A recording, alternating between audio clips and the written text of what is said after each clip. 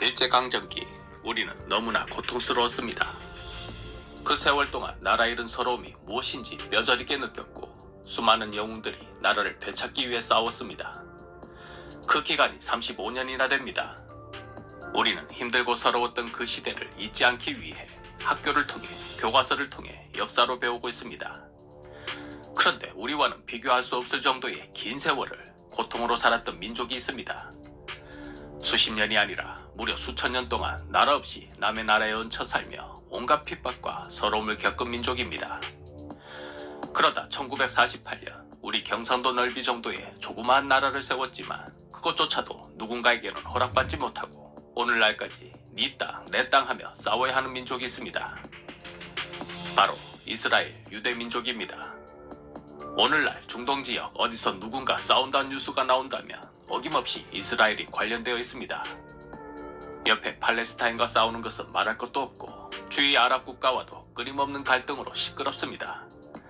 어떤 부분이 기분 나쁘면 공격을 하고 그러면 또 보복을 하고 보복은 또 다른 보복을 낳고 이스라엘 지역은 화약고 그 자체입니다. 뉴스를 보며 우리는 말합니다. 거참 좀 사이좋게 지낼 것이지 왜 저렇게 싸우는 걸까? 서로 양보할 것은 양보하고 그러면 참 좋을 텐데. 하지만 그들은 양보하지 않습니다. 당한 것에 배는 갚아주어야 직성이 풀립니다. 그러한 데에는 그들만의 서러웠던 역사가 깔려 있습니다. 오늘은 이스라엘이 맨날 싸우는 이유를 그들의 역사를 들여다보며 보고 드리겠습니다. 지금으로부터 약 4,000년 전 그들의 으뜸가는 조상 아브라함이 있었습니다. 이라크 남부 지역에 살았던 아브라함은 좋은 땅이 있다는 신의 음성을 들었습니다. 그 좋은 땅이란 팔레스타인 땅이었습니다. 신의 말씀을 따라 아브라함은 그곳으로 이주했습니다. 아들 이사, 손자 야곱도 태어났습니다. 그곳은 풍요로운 땅이었습니다. 하지만 야곱 시대에 이르러 흉년이 들었고 살기가 어려워졌습니다. 할 수 없이 야곱은 유대민족을 이끌고 이집트로 이주하였습니다. 이집트인은 가만히 있지 않았습니다. 유대민족을 힘으로 정복하였고 유대인들은 그로부터 약 400년 동안 비참한 노예 생활을 했습니다. 그런데 모세라는 사람이 나타나 이 핍박받는 유대인을 구출합니다. 유대인들은 모세를 따라 홍해를 건너 이집트를 탈출하는 데 성공했습니다. 그래, 뭐니 해도 고향이 최고지. 다시 옛 가나안 땅으로 돌아가자. 하지만 고향에는 이미 블레셋인, 즉 지금의 팔레스타인 민족이 살고 있었습니다. 모세의 후계자 여호수아는 그럼에도 유대인의 나라 이스라엘을 건국했습니다. 이후 이스라엘은 초대왕 사울에서부터 다윗왕, 솔로몬 왕까지 살기 좋은 나라가 되었습니다. 특히 솔로몬 왕은 예루살렘 성전을 건설하는 등 유대민족 최고의 번영을 이루었습니다. 이스라엘은 젖과 꿀이 흐르는 땅이라 했습니다. 지중해에 접해 있고 홍해와도 약간 걸치는 농사짓기 좋고 살기 좋은 최고의 땅이었습니다. 하지만 이웃 나라들은 이 좋은 땅을 유대인이 차지하고 있는 꼴을 그냥 두고 보지 않았습니다. 끊임없는 침략을 가하였고 결국 아시리아는 이스라엘 북쪽을, 바빌론은 이스라엘의 남쪽을 정복하였습니다. 이스라엘은 결국 멸망하였고 유대민족은 또 포로로 끌려갔습니다. 세월이 흘러 바빌론은 페르시아에게 멸망되었고 다음에는 로마가 이스라엘을 정복했습니다. 주인만 바뀔 뿐 유대민족은 계속 노예 생활을 했습니다. 고난의 세월은 끝나지 않았습니다. 하지만 이대로 살 수는 없다고 생각했습니다. 유대인들만의 힘으로 독립을 해야겠다고 마음먹었습니다. 이에 최강자 로마를 상대로 독립정쟁을 시도하지만 실패하였습니다. 로마는 너무나 화가 났습니다. 이것들이 좀 풀어주었더니 이젠 주인에게 대들어. 역시 너희들은 빡세게 굴려야 딴 생각을 안 하는 것이야. 로마는 예루살렘 성전을 불태워버렸고 현재는 서쪽 성벽만 남아있으니 일명 통곡의 벽이라 불립니다. 대부분의 유대인 포로는 노예로 각 속주에 보내졌고 심지어 2,500명의 유대인을 원형 경기장에서 맹수와 싸우게 하는 등 로마인의 놀잇감이 되게 하였습니다. 살아남은 유대인은 세계 방방곡곡 흩어져 살아야 했습니다. 하지만 세계 어느 곳도 유대인을 반겨주는 나라는 없었습니다. 유대인이라면 무조건 싫어했습니다. 거기에는 종교적인 문제가 있었습니다. 우리 유대민족은 하나님의 선택을 받은 특별한 민족이다. 위대한 메시아는 가장 먼저 우리를 구원하신다.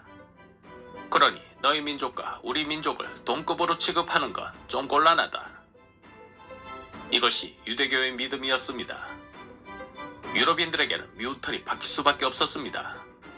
게다가 유대인들은 예수님을 죽인 민족으로 인식되어 있었습니다. 유럽인들에게는 용서할 수 없는 일입니다. 하여 어딜 가나 유대인들은 공공의 적이었습니다. 박해, 무시는 일상이고 길을 가다 폭행을 당해도 아무도 말리지 않았습니다. 나쁜 일이 일어나면 모두 유대인 탓을 냈습니다. 옆마을에 전염병이 번지고 있대. 이게 다 유대인 때문이야. 옆집 여자가 아무래도 마녀인 것 같아. 유대인이거든. 물건이 없어졌어. 10중 8구 유대인이 지실 것이야. 이러한 구박을 견디는 사람도 있었지만 못 견디는 사람도 있었습니다. 로마 때처럼 확 그냥 독립전쟁이라도 일으키고 싶지만 그럴 힘은 없었습니다. 어쩌겠습니까? 아쉬운 사람이 이사를 가야지요. 또다시 많은 유대인들이 러시아와 동유럽으로 이주하였습니다. 하지만 러시아는 토했습니다. 내가 그냥 가만히 있을 것 같아? 이 뻥쟁이들! 지금 뭐 하는 겁니까? 당신이 태무 사장이지? 허위 광고나 만들고 말이야? 니네들 광고 보고 공짜로 우선이어폰 받을... 러시아 황제 알렉산드로 2세가 암살당하는 사건이 있었는데 그 범인이 유대인이라는 소문이 쫙 퍼진 것입니다. 범인은 유대인이 아닌 것이 팩트이지만 그런 건 중요하지 않았습니다. 그냥 나쁜 일의 원인은 다 유대인이었습니다. 분노한 러시아 사람들은 유대인이 보이면 닥치는 대로 폭행하고 죽였습니다. 그렇게 시작한 살육으로 약 15만 명의 유대인이 학살되었습니다. 유럽에 남은 유대인도 여전히 구박받으며 살았습니다. 농사도 짓지 못하고 취직도 못하고 장사도 못했습니다. 뭘 하려고 하면 어딜 감히 유대인이 라며 구박당했습니다. 그래도 딱 하나 할 수 있는 것이 있었습니다. 흔히들 말하는 돈놀이, 대금업이었습니다. 유럽인들에게 대금업은 같은 교인에게 돈을 빌려주고 이자를 받는 죄악이었기 때문에 아무도 하지 않았습니다. 틈새 시장이라면 틈새 시장이었습니다. 유대인은 절박했습니다. 할 수 있는 것이 대금업뿐이니 여기에 목숨 걸어야 했습니다. 무엇이든 절박하면 통한다고 했던가요? 유대인은 금융업으로 크게 성공했습니다. 더 이상 유대인은 가난하고 보잘것없는 민족이 아니라 큰 돈을 만지는 큰손이 되었습니다. 그 대표적 예가 로스차일드 가문입니다. 처음에 로스차일드도 보잘것없는 돈놀이로 출발했지만 차츰 성장하여 프랑크푸르트에 본점은행을 개설하였고 이후에는 런던, 파리, 빈, 나폴리에 지점을 만들고 전 유럽을 잇는 금융 네트워크를 구축하였습니다. 로스차일드의 돈은 개인 간에 거래되다가 차츰 귀족 간의 거래로 다음에는 왕가에 쓰였습니다. 유럽에 큰 전쟁이 있을 때마다 로스차일드의 돈이 어김없이 나타나 승패를 결정짓는 중요한 기준이 되었습니다. 이제 더 이상 유대인들을 나라 없는 민족이라며 무시할 수 없었습니다. 유대인들은 세계 각지에서 그들만의 자본력으로 영향력을 행사하였습니다. 그러나 1894년 유대인들을 또다시 절망시킨 사건이 있었습니다. 프랑스의 기밀 문서가 독일 대사관에 빼돌려지는 사건이 생겼는데 그 범인으로 드레피스 데이가 지목되었습니다. 하지만 증거는 부실했고 범행 동기도 없었고 범행 방법과 시기도 일치하지 않았습니다. 유일한 증거라고는 필체가 비슷하다는 것뿐이었습니다. 이쯤 되면 그가 어느 민족 사람인지 감이 오시지요. 네, 유대인이었습니다. 드레피스는 무죄를 주장했지만 모두 묵살되었습니다. 그는 유죄가 되었고 유죄여야 했습니다. 분노한 반유대인 군중들은 거리로 뛰어나가 유대인을 죽여라를 외치며 시위했습니다. 진실은 필요 없었습니다. 그냥 대중이 유대인을 싫어하는 것이 곧 진실이었습니다. 이에 드레피스는 결국 프랑스령 기아나의 작은 섬으로 유배당했습니다. 나중에는 진범도 잡혔습니다. 그래도 변하는 것은 없었습니다. 이 사건을 분노로 취재한 유대인 기자가 있었습니다. 이름은 테오도르 헤르츠. 그는 유대인의 근본적인 문제를 짚었습니다. 이게 다 우리 유대인들이 나라가 없기 때문이다. 나라가 없으니 무시당하고 학대받고 일만 터지면 다 우리 유대인 때문이라며 구박하니 어찌 살 수 있겠는가. 우리 조상이 살던 땅 팔레스타인으로 돌아가자. 그곳에 유대인의 나라를 세우자. 이것이 시온주의였습니다. 시온주의는 전 세계에 퍼져 있는 유대인들에게 급속도로 번졌습니다. 우리나라 IMF 때 금모으기 운동처럼 나라를 세우기 위한 자금이 전 세계에서 모였습니다. 부자들은 기부금을 아끼지 않았습니다. 그 중심에 로스차일드 가문이 있었습니다. 드디어 시온주의자들은 총회를 열어 유대인 국가 건설을 공식 선포했습니다. 이에 팔레스타인 땅으로 가서 국가를 세울 수 있을지 현장 조사를 실시했습니다. 조사를 마치고 돌아와서 하는 말이, 신부는 아름답지만 이미 다른 남자의 품에 안겨 있으니 참으로 안타깝구나. 그게 무슨 소리요? 그 땅에 이미 아랍 민족이 살고 있으니 나라를 세우는 것이 쉽지 않다는 말입니다. 뭐 골키퍼 있다고 골 안 들어갑니까? 그냥 밀어붙입시다. 유대인들은 막대한 자금력을 바탕으로 그곳 팔레스타인 지주들로부터 땅을 매입하고 정착촌을 만들었습니다. 이만하면 평화적이고 합법적인 나라 세우기입니다.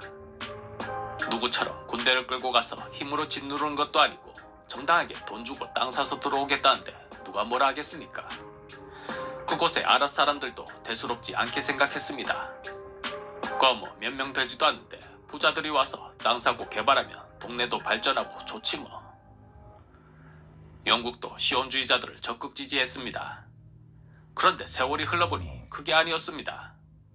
소수의 유대인들은 갈수록 늘어나더니 1930년대에는 독일의 또라이 히틀러를 피해 대거 이주하여 들어오니 주객이 바뀌어버렸습니다. 1936년 참다 못한 팔레스타인 사람들도 결국 폭발하여 반란을 일으켰습니다. 이때부터 서로 내 땅, 네 땅 하며 싸웠습니다. 영국은 유대인의 손을 들어줬다가 아랍인의 손을 들어줬다가 갈팡질팡 골머리를 앓더니 이 문제를 유엔에게 떠맡기고 손 털고 나가버렸습니다.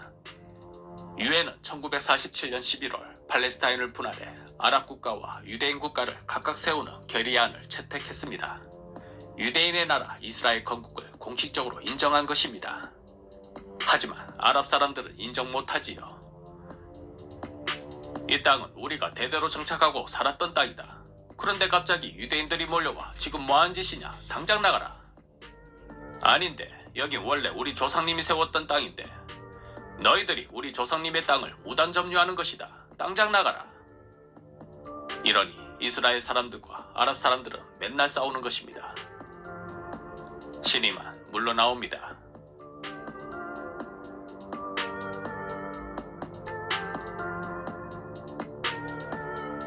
보다 못한 미국이 말했습니다. 아랍인들의 말도 일리가 있으니 이스라엘은 좀 자중하고 양보할 것은 양보하시오. 로스차일드가 말합니다. 어허, 우리 돈으로 집도 사고 빌딩도 짓더니 배가 많이 부른가 보지요.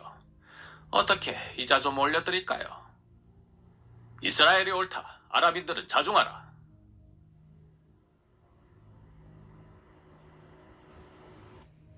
대부분의 병원들이 다 문을 닫았어요. 전쟁 때문에.